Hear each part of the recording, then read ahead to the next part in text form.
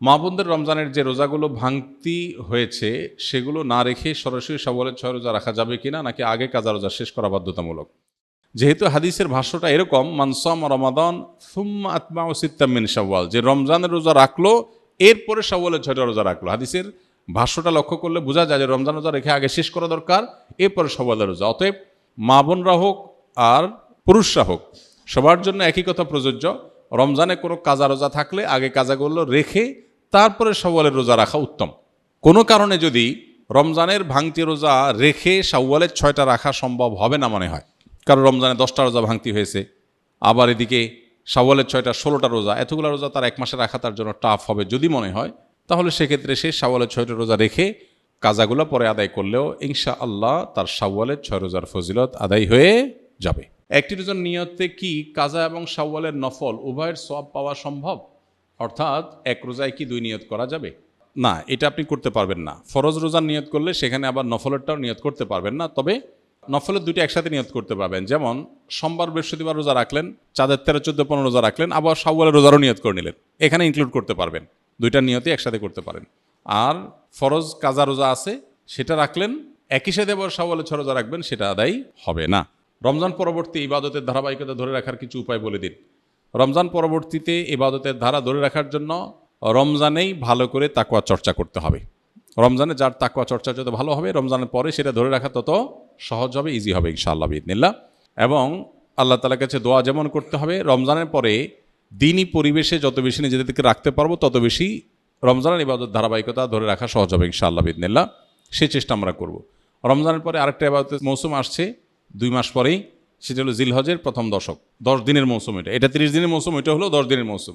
এই মৌসুমগুলোতে খুব বেশি সুন্নাহসম্মত আমলগুলো, কোরআন হাদিস বাতানো আমলগুলো যদি করতে থাকি, তাহলে 2 মাস পরে আবার রিচার্জ হয়ে যাবে, সেটা দিয়ে আমরা আবার কিছুদিন চলতে পারবো ইনশাআল্লাহ। এভাবে শরিয়া যে আদেশগুলো করেছে সবগুলো কিন্তু আমরা পরিপূর্ণভাবে পালন করে ইনশাআল্লাহ বিইذনিল্লাহ সারা বছরই ইবাদতের ধারাবাহিকতা ধরে রাখা সম্ভব হবে।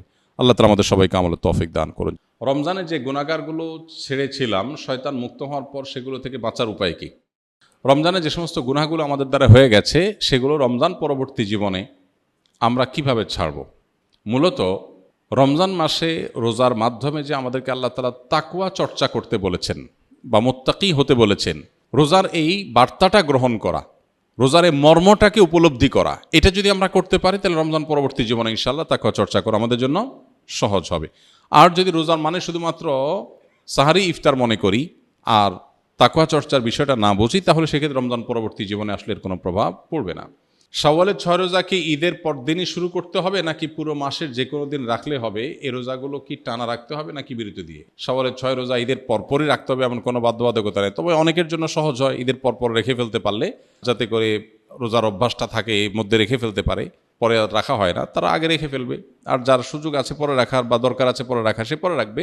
এবং ধারাবাহিকভাবে রাখুক, সপ্তাহে 2টা করে, 1টা করে রাখুক, যেভাবে খুশি রেখে শাওয়ালের এই মাসের মধ্যে 30 দিনের মধ্যেই রেখে শেষ করতে হবে।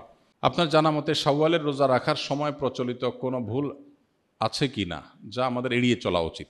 শাওয়ালের রোজা কেন্দ্রিক খুব কমন বড় কোনো ভুল নাই, তবে ভুল ধারণা আছে কিছু। যেমন অনেকে মনে করেন শাওয়ালের 6 রোজা লাগাতার রাখতে হয়, ধারাবাহিক রাখতে হয়।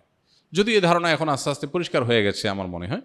শাওয়ালের 6টা রোজার ফজিলতটা আমরা জানি। নবী সাল্লাল্লাহু আলাইহি ওয়াসাল্লাম বলেছেন, মান সামা রমাদান সুম্মা আতবাহু সিত্তাম মিন শাওয়াল কানা কাসিয়ামিদ দাহর। যে ব্যক্তি রমজান রোজা রাখার পরে শাওয়ালের 6টা রোজা রাখবে, সে ব্যক্তি সারা বছর রোজা রাখার সওয়াব পাবে।